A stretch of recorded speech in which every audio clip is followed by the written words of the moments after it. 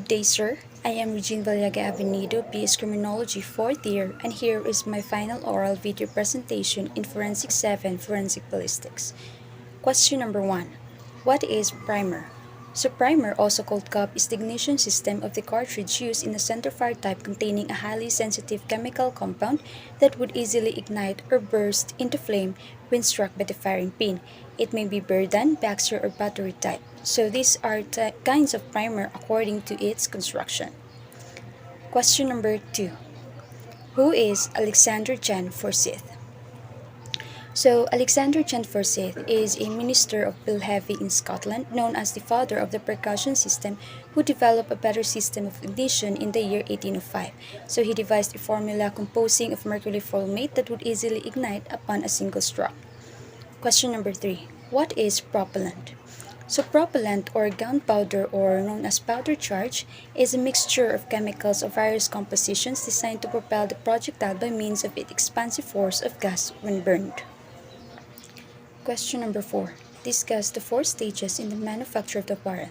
So the following are the stages in the manufacture of the barrel. First is the drilling. A special deep hole is used, and through the center of which lubricating oil is forced under pressure, which results to a comparatively rough hole of the uniform diameter from one end to the barrel to other. So at this stage, the interior surface of the barrel will bear numerous scars and scratches resulting from the irregular cutting of the drill and the metal chips which mark the finish. So it is also the stage at which the bore diameter or the caliber of the firearm is determined. Next is the rimming. So in this process, some of the scars and scratches left by the drilling operation are removed. So the rimmer removes the metal from the entire surface because it is slightly larger in diameter than the drill, which completes the bore operations. So it includes roughly finishing and burnishing rimmer to have a smooth bore barrel. Next is rifling. So this process is necessary for making the helical grooves inside the barrel. So rifling in the bore of the firearm is a helical groove consisting of depressed portion or grooves and an elevated portion, which is the lens, so which is responsible for the rotation motion of the projectile as it leaves the gun muzzle. The next is lapped. This is the polishing operation in which a lead plug closely fitting the inside of the barrel is drawn back and forth on a rod.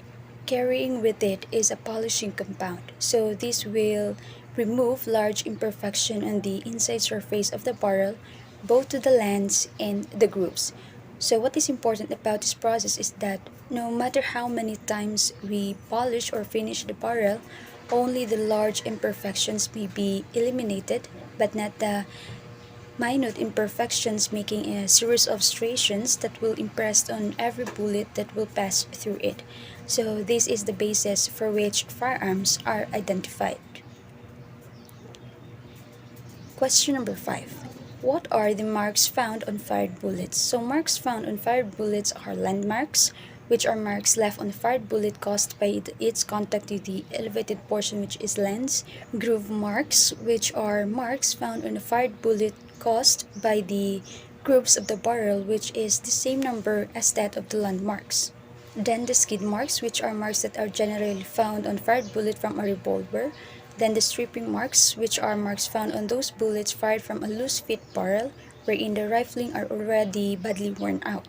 Then the shaving marks, which are marks commonly found on bullet fired from a revolver caused by its forward movement to the barrel that is poorly aligned to the cylinder. Then last is the slippage marks, which are marks found on fired bullets passing through either an oily or oversized barrel. Question number 6. What are the marks found on fired shell? So marks found on fired shell are firing pin mark, which are marks generally found at the base portion of the cartridge case, more specifically near center of the primer cup in a center fire cartridge, or at the rim cavity of a rimfire cartridge. So it is also considered as one of the important marks for the identification of firearms using fired shell. Breech face marks. Marks found at the base portion of the shell caused by the backward movement to the breech face of the block of the firearm. So this is also one of the important marks in shell identification. Then extractor mark. Mark mostly found at the extracting groove of the fire cartridge case caused by its withdrawal from the chamber. Ejector mark. Mark generally found on cartridge case fired from an automatic firearms, so it is located near at the rim of the case caused by the throwing of the shell from the firearm to the area of shooting. Then the shearing mark, sometimes called the secondary firing pin mark, found on the primer near to the firing pin mark.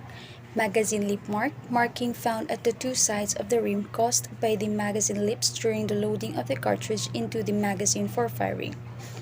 Chamber mark, mark mostly found around the body of the fired cartridge caused by the irregularities of nips inside the walls of the chamber. Question number 7. What is explosive? So an explosive is any substance that may cause an explosion by its sudden decomposition or combustion. So it is a material, either a pure single substance or mixture of substance, which is capable of producing an explosion by its energy. Question number 8. What are the classification of explosives? So the classification of explosives are propellants or low explosive. It burns but do not explode and function by producing gas which produces explosion. Next is the primary explosive or initiators. So it explodes or detonate when they are heated or subjected to shock. So they do not burn, sometimes they do not even contain the element necessary for combustion.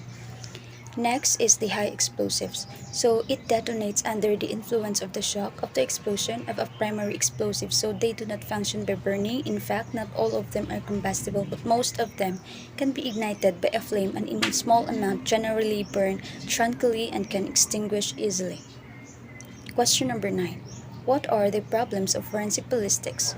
So it is the summary of the work objectives in the field of firearm identification. So this serves as a general guide to every firearm examiner in determining the course of action to be undertaken depending on the situation at hand and in the end of the serve the ends of justice. So the forensic ballistics problems are originally composed of 6 problems as written in the book of Gunter and Genter. However, complexities and advancement in the field of forensic ballistics and in relation to applicable laws, more particularly as regard the laws of illegal possession of firearms, has emerged. As such, the Firearm Identifications Division adopted 7 problems in this course. Question number 10. What are the methods of crime scene search? So the following are some of the prescribed methods in the searching for evidence. Strip method. So it is applicable when the shooting incident took place in a small closed area. So this is done by 1, 2, or 3 numbers of searchers standing side by side for the entrance at the end of the path. Double strip method. So it is applicable when the shooting incident took place in a bigger area. So it is considered as one of the among the ideal methods of search in closed areas. So in this method, the rectangular area is traversed first parallel to the baseline and then parallel to the side. Next is the wheel method. So the searchers gather at the center and proceed in outward radii or spokes. So this procedure should be followed or repeated several times depending on the size of the area. Next is the spiral method. So the searchers follow each other in the path of a spiral beginning from the outside and then spiraling toward the center. Last is the zone method. So if the incident took place in a bigger area, so this method can be used. So the area is divided into zones and in each zone, one of the first 4 methods can be used. So this method is very practical in an outdoor shooting incident or in cases of running gun battles. Question number 11. What are the scientific instruments used in firearms identification? So these include the following: analytical or torsion balance, the bullet comparison microscope, the bullet recovery box, the chronograph, caliper, CP6 comparison projector, electronic gun marker, the helixometer, micrometer, onoscope, shadowgraph, stereoscopic microscope, and taper gauge. Question number 12. What is the use of bullet comparison microscope? So bullet comparison microscope, it is an optical instrument consisting of 2 compound microscopes with a single microscope field or ocular eyepiece capable of viewing 2 objects side by side at the same time. So it is designed to compare fired bullets or fired shells with test bullets or test shells so as to weight to their individual markings and prove their identity.